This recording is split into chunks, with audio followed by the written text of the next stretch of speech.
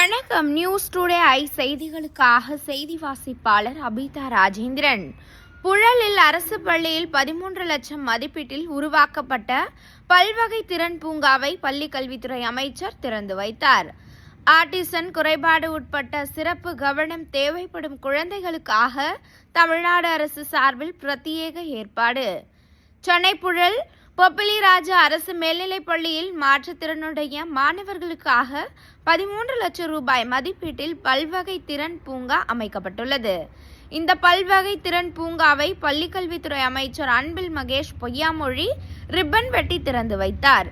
தொடர்ந்து நிகழ்ச்சியில் பேசிய அமைச்சர் அன்பில் மகேஷ் பொய்யாமொழி, மாற்றுத்திறன் மாணவர்களுக்காக 14 வகையிலான அம்சங்களை கொண்டு பல்வகை திறன் பூங்கா உருவாக்கப்பட்டுள்ளது என்றும்,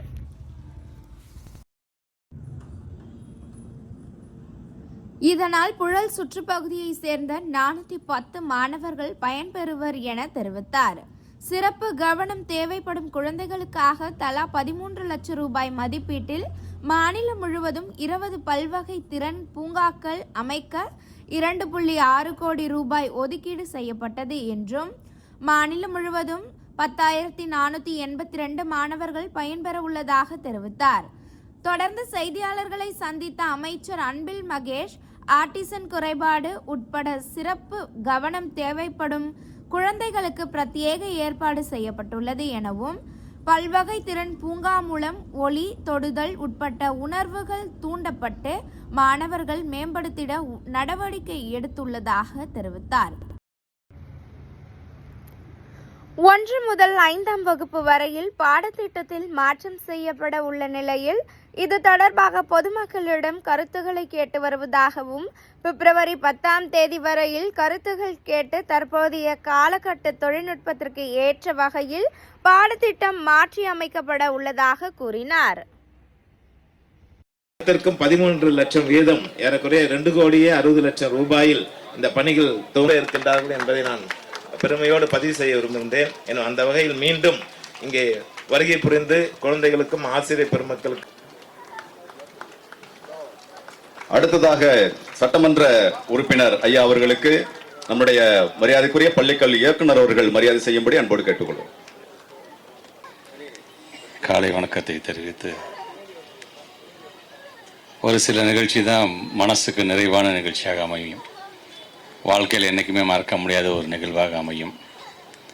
அப்படிப்பட்ட ஒரு நிகழ்வாகத்தான் இந்த பொப்பிலி ராஜா அரசு மேல்நிலைப் பள்ளியில் நடைபெற்று கொண்டிருக்கின்ற மல்டி சென்சரி பார்க், சிறப்பு கவனம் தேவைப்படுகின்ற குழந்தைகளுக்கான ஒரு திட்டம்.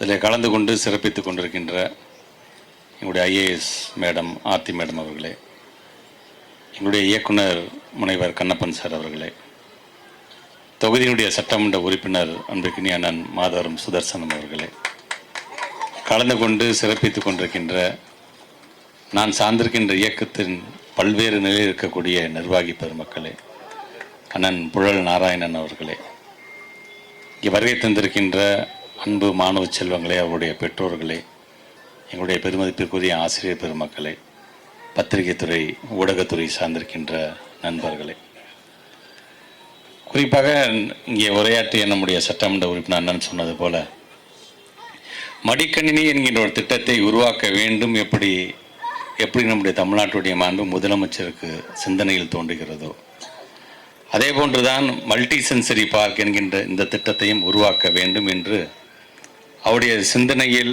உதித்த அந்த திட்டத்தை இன்றைக்கு நாங்கள் இந்த பகுதியை நாங்கள் தொடங்கி வைப்பது என்பது எங்களுக்கான ஒரு பெருமையாக அதை கருதுகின்றோம். எல்லோருக்கும் எல்லாம் இதுதான் திராவிட மாடல் என்று சொல்றது வெறும் சொல்லாக மட்டும்தான் இருக்கின்றதா? இல்லை, இது போன்ற செயலின் மூலமாகவும் அதை நாங்கள் காட்டிக் கொண்டிருக்கின்றோம்.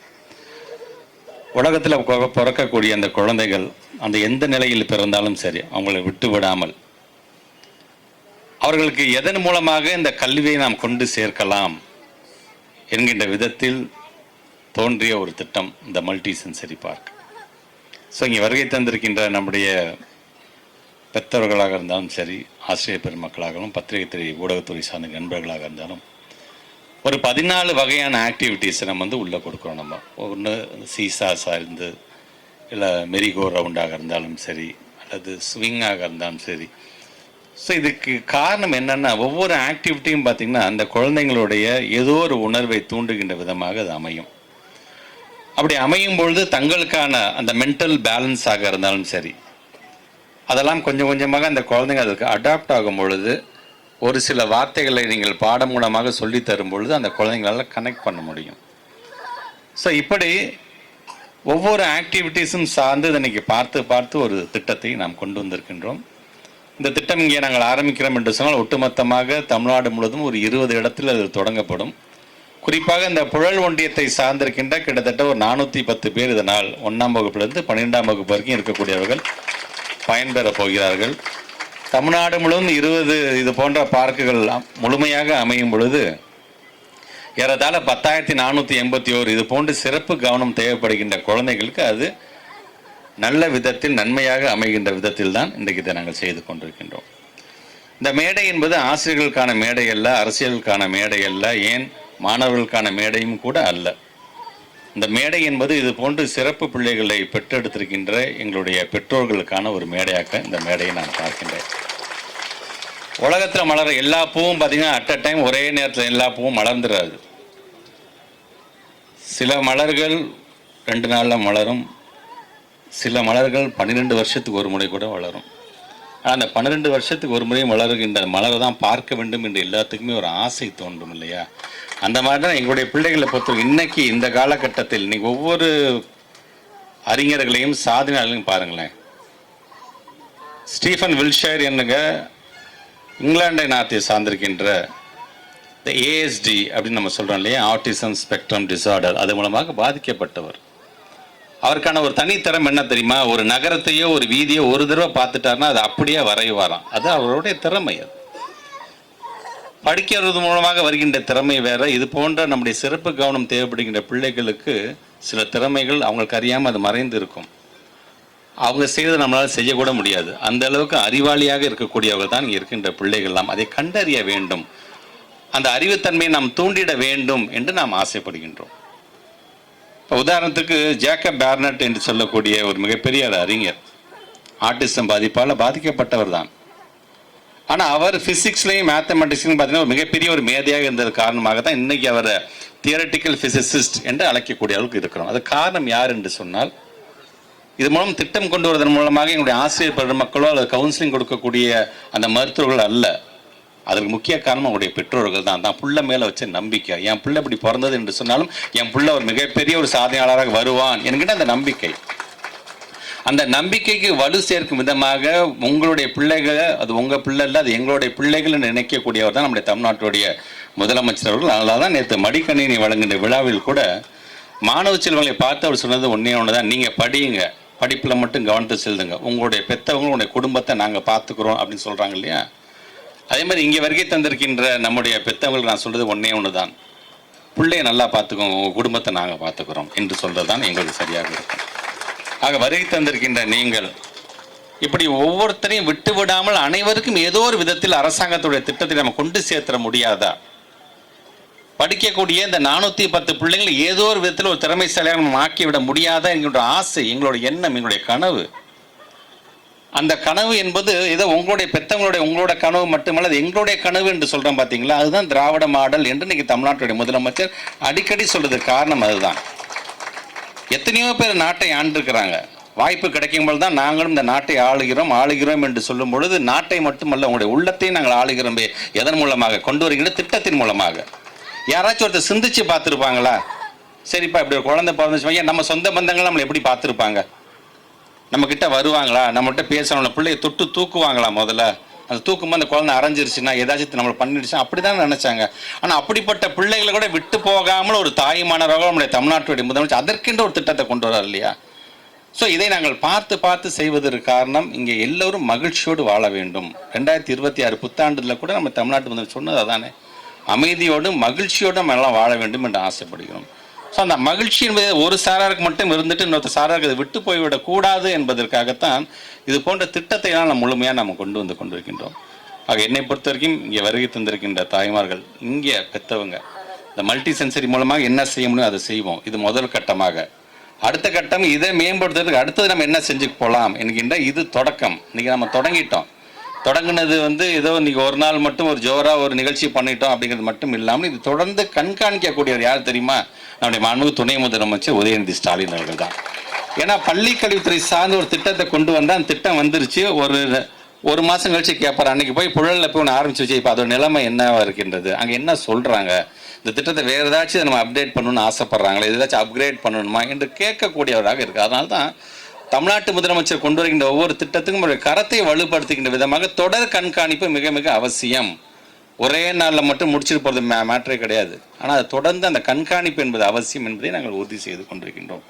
ஆக வருகை தந்திருக்கின்ற நம்முடைய பெற்றவர்களாக இருந்தாலும் சரி, நம்முடைய மாணவ செல்வங்கள், நான் சொல்வதை புரிந்து கொள்கின்ற அளவிற்கு இருக்கக்கூடிய மாணவ செல்வங்கள் சேர்த்து சொல்கிறேன். நான் வந்து பேசிட்டு இருக்கிறது ஏதோ அமைச்சர் என்று நினைக்காதீங்க. உங்கள் வீட்டு பிள்ளையாக இந்த அன்பில் மகேஷ் பொய்யாமல் குடும்பத்தில் ஒருவனாக இருந்து உங்களுக்காக நான் யோசிக்கிறேன் என்று சொன்னால், என்னுடைய அரசியல் ஆசான் தமிழ்நாட்டுடைய முதலமைச்சர் எனக்கு என்னெல்லாம் சொல்கிறாரோ, நீ போய் என்ன கற்றுக்கிட்ட, நீ என்ன தெரிஞ்சுக்கிட்ட, அதை இப்படி செய்ய என்று சொல்லக்கூடிய ஒரு முதலமைச்சர் நாம் பெற்றிருக்கோம் இல்லையா? உங்களுக்கு சேர்த்து உழைப்பதற்கு நாங்கள் காத்து கொண்டிருக்கிறோம் என்பது மட்டும் இந்த நேரத்தில் நான் எடுத்துக்கொண்டு, என்னுடைய வாழ்நாளில் என்னால் என்றைக்குமே மறக்க முடியாத ஒரு நிகழ்வாக இந்த நிகழ்வு அமைந்திருக்கின்ற இதற்கான ஏற்பாடுகளை செய்திருக்கின்ற நம்முடைய சட்டமன்ற உறுப்பினர்களுக்கும் எங்களுடைய துறை சார்ந்திருக்கின்ற எங்களுடைய அதிகாரிகளுக்கும், குறிப்பாக இது போன்ற ஒரு நல்ல நிகழ்வை ஒரு அரசாங்கம் நடத்துகிறது என்பதை மக்களிடம் எடுத்து செல்லுங்கள் என்று என்னுடைய அன்பான பணிவான வேண்டுகோளை நம்முடைய பத்திரிகை துறை ஊடகத்துறை சார்ந்த நண்பர்களுக்கும் வைத்து இந்த உரையை நிறைவு செய்கிறேன். நன்றி, வணக்கம்.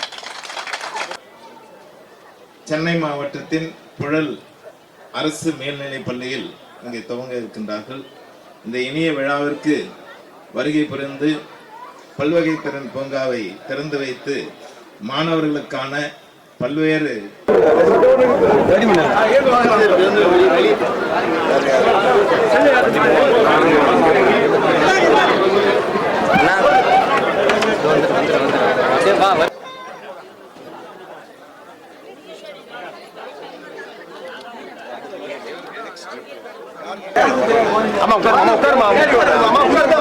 நீங்க உட்காருங்கம்மா.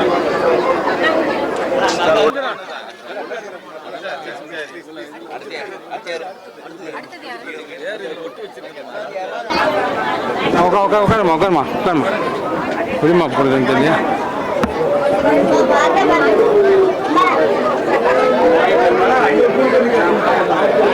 நாட்டு முதலமைச்சருடைய வழிகாட்டுதல் படி சிறப்பு கவனம் தேவைப்படுகின்ற பிள்ளைகளுக்கான, ஏன்னா அவர்களுக்கான அந்த அறிவு என்பது பிறக்கும்போதே இருக்கும். ஆனால் அவர்களுக்காக ஒரு சில குறைபாடுகள் இருக்கும் பொழுது அந்த பிள்ளைகளுக்கான ஏதாவது ஒரு விதத்தில் அந்த உணர்வுகளை தூண்டுகின்ற விதமாக செஞ்சால் கண்டிப்பாக அவங்களுடைய பிரெயின் கொஞ்சம் ஆக்டிவாக ஆகும். இன்னும் பல ஆய்வாளர்களுடைய அந்த கருத்து. ஸோ அதனுடைய எண்ணமாகத்தான் தமிழ்நாட்டு முதலமைச்சர் அடிக்கடி பேசுவதே பார்த்திங்கன்னா, மாற்றுத்திறனாளிகள் மாணவர்கள் சார்ந்து பேசுவார்கள் எங்களிடம். அடுத்த கட்டமாக இந்த இன்க்ளூசிவ் அப்படின்னு சொல்லும்போது, இப்போ நீங்கள் பார்த்துருப்பீங்க எல்லா ஸ்கூல்லையும் பார்த்தீங்கன்னா ஒரு ரேம்ப் மாதிரி இருக்கும். ஏன்னா அது எல்லாம் சார்ந்திருக்கின்ற பிள்ளைகளுக்கும் பயன்பட வேண்டும் என்று நம்ம சொல்கிறோம் நம்ம. ஆனால் அதே ஸ்கூலில் பார்த்தீங்கன்னா தனியாக ஒரு இடத்துல சிறப்பு கவனம் தேவைப்படுகின்ற பிள்ளைகளுக்குன்னு தனியாக ஒரு இடம் ஒதுக்கீடு செய்யப்பட்டு அங்கே அந்த பிள்ளைகளுக்கு ஃபிசியோதெரப்பியிலேருந்து அந்த குழந்தைங்க எப்படிலாம் பாடம் நடத்த முடியுமோ அதை நம்ம செஞ்சிட்ருக்கோம். இப்போ இந்த ஆட்டிசம் ஸ்பெக்ட்ரம் டிசார்டர் சார்ந்து இருக்கக்கூடிய அல்லது இந்த attention deficit hyper activity disorder, இந்த ADHD அப்படிலாம் சொல்கிறாங்க பார்த்தீங்களா, இது சார்ந்து பாதிக்கப்பட்டிருக்கின்ற அந்த குழந்தைங்களுக்கு ஏதோ ஒரு விதத்தில் ஒரு தூண்டுதல் இருந்துச்சுன்னா அவங்களாலையும் அறிவு சார்ந்து சிந்திக்க முடியும், அவங்களாலையும் ஒரு 2-3 எழுத்துக்களை அவங்களால எழுத்துக்கூட்டி படிக்க முடியும், அவங்களால எழுத முடியும் அப்படிங்கிற அளவிற்கு அதை செய்திட வேண்டும் என்று ஆசைப்பட்டோம். ஆனால் இந்த மல்டி சென்சரி பார்க்கை பொறுத்தவரைக்கும் கிட்டத்தட்ட பார்த்திங்கன்னா இப்போ ஒரு ஸ்டேஷன் இப்போ நம்ம தொடங்கியிருக்கோம்னா ஒரு 13 லட்சம் ரூபாயில் நம்ம தொடங்கியிருக்கோம் என்று சொன்னால் கிட்டத்தட்ட ஒரு 20 யூனிட் அந்த மாதிரி கிட்டத்தட்ட ஒரு 2.36 கோடி மதிப்பீட்டிலேருந்து செய்ய வேண்டும் என்கின்ற ஒரு சிந்தனையின் மூலமாக இன்றைக்கி புழலில் இருக்கக்கூடிய இந்த பொப்புளிராஜ அரசு மேல்நிலைப் பள்ளியில் தனியான ஒரு இடத்தை ஒதுக்கி இதில் கிட்டத்தட்ட ஒரு 14 விதமான ஆக்டிவிட்டீஸ் அந்த குழந்தைங்களுக்கு சொல்லுது. அது தொடர்றது மூலமாக ஒரு சைக்கோமோட்டர் ஸ்கில்ஸ் தேவை. அந்த குழந்தைங்க அந்த இயக்கம் சார்ந்து கைகளை நகர்த்திய அது மாதிரி சில குழந்தைங்க சிலதுக்கு ஒரு அச்ச உணர்வு இருக்கும். உயரத்தை பார்த்தா சில குழந்தைங்களுக்கு அச்ச உணர்வு இருக்கும். அல்லது ஏதாச்சும் ஒரு துணிமணிகள் மேலே பட்டால் கூட அவங்களுக்கு அது ஒரு கோபத்தை ஏற்படும். ஸோ இதெல்லாம் போக்கிட வேண்டும் என்கிறதுக்காக இங்கே இருக்கக்கூடிய ஒவ்வொரு ஆக்டிவிட்டீஸும் பார்த்திங்கன்னா ஏதோ ஒரு விதத்தில் அவருடைய உணர்வுகளை தூண்டுகின்ற விதமாக அதை செய்யும் என்று நாங்கள் நம்புகின்றோம். ஆக அது இன்றைக்கி முதல் கட்டமாக இந்த பள்ளிக்கூடத்தில் நாங்கள் தொடங்கி வைத்திருக்கின்றோம். அதில் நம்முடைய சட்டமன்ற உறுப்பினர் மாதவ சுதர்சனம், மக்கள் பிரதிநிதிகள்லாம் இந்த நிகழ்வு இன்னைக்கு வந்து கலந்துருக்காங்க. கிட்டத்தட்ட இதன் மூலமாக இந்த புழல் ஒன்றியத்தம் சார்ந்திருக்கின்ற ஒரு ஃபஸ்ட் கட்டமாக 1ஆம் வகுப்புலேருந்து 12ஆம் வகுப்பு வரைக்கும் இது போன்று இருக்கின்ற பிள்ளைகளுக்கு கிட்டத்தட்ட ஒரு இனிஷியலாக ஒரு 410 குழந்தைகள் வந்து பயன்பெறுவார்கள் என்று நாங்கள் நம்புகின்றோம். ஒட்டுமொத்தமாக இந்தியா தமிழ்நாடு முழுவதும் இதை கொண்டு செல்லும் பொழுது கிட்டத்தட்ட மோர் தென் 10,481 ஸ்டூடெண்ட்ஸ் வந்து பயன்பெறுகின்ற அளவுக்கு இதை நாங்கள் வடிவமைச்சிருக்கோம். அது நல்ல ரிசல்ட்டை கொடுக்கும். ஸ்டார்ட் வித் இப்போ ஆரம்பிச்சிருக்கோம் நம்ம. இது நல்ல ஒரு ரிசல்ட்டை கொடுக்கும். இந்த ரிசல்ட் வரும்பொழுது அடுத்த கட்டமாக அந்த குழந்தைங்களை மேம்படுத்தணும்னா என்னென்னலாம் கொண்டு வர முடியுமோ அதை கண்டிப்பாக நாங்கள் செய்வோம் என்பதை நான் தெரிவிச்சேன். தேங்க்ஸ். சரி, இப்போ இந்த 1ஆம் வகுப்பு 5ஆம் வகுப்பு பாடத்திட்டம் அதான் இன்றைக்கி இது ஆன்லைனில் நாங்கள் கேட்டிருக்கோம். நாங்கள் யார் யாரெல்லாம் உங்களுடைய கருத்துக்களை நீங்கள் சொல்லலாம் அப்படிங்கிற மாதிரி நாங்கள் சொல்லியிருக்கோம். அனதர் திங் வந்து இந்த 10ஆம் தேதியிலேருந்து பிப்ரவரி மாதம் 10ஆம் தேதி வரைக்கும் ஒவ்வொரு மாவட்டமாக அங்கே சென்று அங்கே இருக்கக்கூடிய நம்முடைய ஸ்டூடெண்ட்ஸ், பேரண்ட்ஸ், அங்கே இருக்கின்ற எஜுகேட்டர்ஸ் அப்படின்னு காலம்பர 10 மணிலேருந்து 4:30 மணி வரைக்கும் அவருடைய கருத்துக்களை கேட்க இருக்கணும். ஸோ இது சார்ந்து ஒரு நல்ல முடியும். இன்றைக்கி காலகட்டத்திற்கு நம்ம நிறைய டெக்னாலஜிஸ் வந்துருச்சு. இன்றைக்கி காலகட்டத்துக்கு பிள்ளைகளுக்கு ஒரு மகிழ்ச்சியான ஒரு கற்றல் கற்பித்தல் ரெண்டுமே அமைந்திட வேண்டும் என்கின்ற விதத்தில் தான் ஒரு ப்ரெஷர் இருக்கக்கூடாது. குழந்தைங்க ஒரு மகிழ்ச்சியோடு அதை கற்றுக்க வேண்டும். எது தேவையோ அதை முதலுக்கு அதுக்கு ஃபஸ்ட் ப்ரிஃபரன்ஸ் கொடுத்து அதை கற்றுக்கொள்ள வேண்டும் என்கிறது பலவிதமான மாற்றங்களை செய்ய வேண்டும் என்று நாங்கள் ஆசைப்படுகிறோம். அதனால தான் வெரி ஃபஸ்ட்டாக இந்தியாவிலே ஒரு மாநிலம் வந்து ஸ்டேட் எஜுகேஷன் பாலிசி நமக்கு ஸ்டேட்டுக்கான ஒரு பாலிசியை நாங்கள் வந்து உருவாக்கியிருக்கோம். ஸோ அது எங்களை பொறுத்த வரைக்கும் it is not a political document, it is a working document அப்படின்னு நான் சொல்லுவேன். படிக்கக்கூடிய அனைத்து பிள்ளைகளுக்கும் ஏதோ ஒரு விதத்தில் அவங்கள வந்து பிளேஸ்மெண்ட் பண்ணக்கூடிய விதத்தில் தான் அந்த டாக்குமெண்ட்டை நாங்கள் உருவாக்கி. என்ன சேஞ்சஸ் நடந்திருக்கு? ஏதாவது இல்லை, இப்போ தான் நாங்கள் உட்காந்துருக்கோம். நாங்கள் 2 மீட்டிங் நாங்கள் உட்காந்துருக்கோம். நான் பீங் சேர் பர்சன் நான் சேர் பண்ணிட்டேன். இப்போ அடுத்தது அந்த கமிட்டி மெம்பர்ஸ் அது சார்ந்து இப்போ டிஸ்கஸ் பண்ணிருக்காங்க. ஒரு 2 டிஸ்கஷன்ஸ் போயிடுச்சு. இப்போ பப்ளிக் கிட்ட நாங்கள் வரோம். நீங்கள் உங்களோட கருத்து இருந்தால் நீங்கள் சொல்லுங்கள், அதை நாங்கள் ஏற்றுக் கொடுக்கணும்னு சொல்கிறோம். Okay, thanks.